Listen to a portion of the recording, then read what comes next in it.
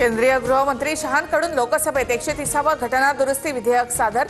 गंभीर गुन्ह्यांमुळे अटक झालेल्या किंवा ताब्यात घेतलेल्या नेत्यांना पदावरून हटवण्याची तरतूद। सलग 30 दिवस जेलमध्ये राहिल्यास पंतप्रधान मुख्यमंत्र्यांसह कोणत्याही मंत्र्याला पदावर राहता येणार नाही।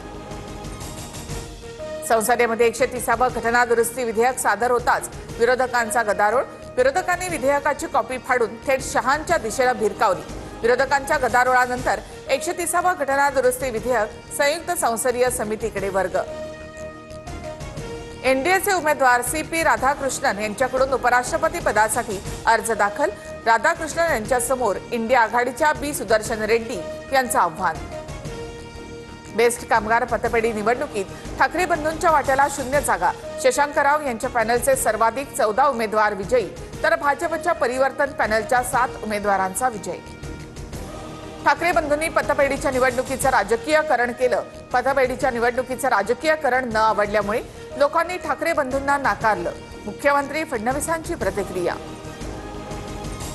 ब्रँडचा बँड वाजवण्याचं काम जनता करत असते। ईव्हीएमवर आरोप करणारे आता बेस्ट पतपेढीच्या निकालानंतर काय बोलणार? उपमुख्यमंत्री एकनाथ शिंदेंचा ठाकरे बंधूंसह विरोधकांवर निशाणा। ठाकरे ब्रँड कधीच फेल होणार नाही। बेस्ट पतपेढीची निवडणूक ही चाचणी परीक्षा सुद्धा नाही। पराभवानंतर संजय राऊतांचं वक्तव्य। आम्हाला नथुराम गोडसे व्हावं लागेल। कीर्तनकार संग्राम बापू भंडारे यांची बाळासाहेब थोरातांना धमकी। थोरातांच्या समर्थकांनी आपल्यावरचा हल्ल्याचा प्रयत्न केला, भंडारे यांचा आरोप। नवी मुंबईमध्ये संजय शिरसाट यांच्या विरोधात पवारांच्या राष्ट्रवादीचा सिडको भवनावर मोर्चा। रोहित पवार आणि शशिकांत शिंदे सहभागी। शिरसाट यांच्यावर 5,000 कोटींच्या भ्रष्टाचाराचा आरोप। नाशिकमध्ये गोदावरी नदीच्या पाणी पातळीमध्ये वाढ।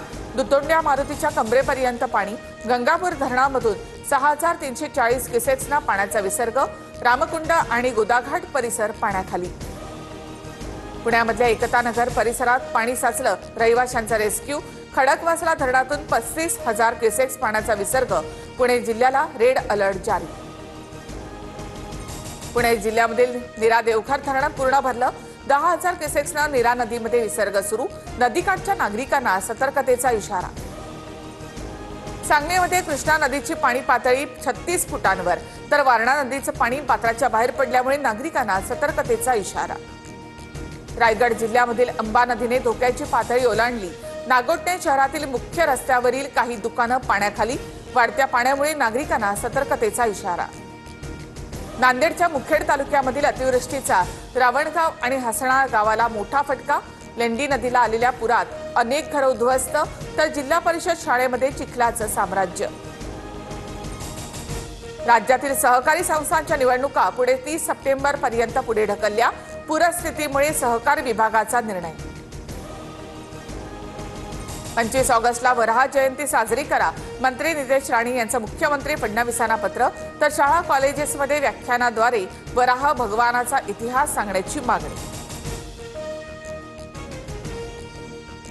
पर्युषण काळामध्ये मुंबईत 2 दिवस कत्तलखाने बंद राहतील। कत्तलखाने बंद ठेवण्यासाठी अकबराला पटवणं सोपं, पण सरकारला नाही। अकबराने सुद्धा पर्युषण काळामध्ये कत्तलखाने बंद ठेवले। संपूर्ण पर्युषण काळामध्ये कत्तलखाने बंद ठेवा, जैन समाजाची हायकोर्टात याचिका।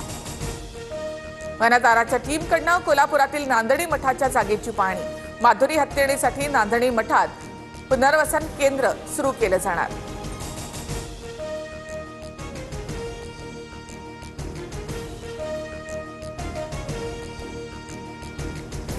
दिल्लीच्या मुख्यमंत्री रेखा गुप्तांवर हल्ल्याचा प्रयत्न। जनता दरबारावेळी दगड फेकून मारण्याचा प्रयत्न। पोलिसांनी हल्लेखोराला ताब्यात घेतलं। हत्येच्या प्रयत्नाचा गुन्हा दाखल।